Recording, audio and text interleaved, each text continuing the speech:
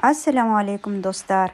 Бүгін осындай өте дәмді, керемет, адам ағзасына пайдалы ореховый пирогты жасайтын боламыз жүгері ұннан. Өте дәмді, керемет, жұмсақ, сондай песочный болып шығады. Сіздер де міндетті түрде жасап көріңіздер. Қыздар, мен каналыма подписаться етіп, лайк басып, қоңырау белгісін басуды ұмытпаймыз. Ол үшін бізге жұмыртқа, грек жаңғағы, лимон цедрасы, фруктоза, сары май, жүгері ұны, айран, разрыхитель қажет болады. Ең алдымен осы 3 жұмыртқамызды жақсылап араластыратын боламыз. Енді осыған біз сахарозаменитель фруктозамыз қосамыз. Міне суретін тастап кеттім сіздерге. Бұны кез келген супермаркеттен таба аласыздар. Енді айранымызды қосамыз. Осы пирогтағы қосатын барлық заттардың описаниясын төменде қалдыратын боламын.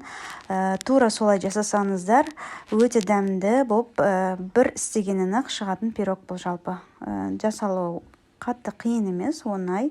Міне осы дайындап қойған заттарымыздың бәрін салып, жақсылап араластыратын боламыз, қыздар. Тестосы кішкене қоюлы болады, осындай видеодағыдай. Жалпы негізі кукурузный мукадан, жүгері ұнынан пирогтар, блинылар, сондайлар өте дәмді болып шығады, қыздар. Үйлеріңізге міндетті түрде осы жүгері ұнын алып қойсаңыздар болады екен.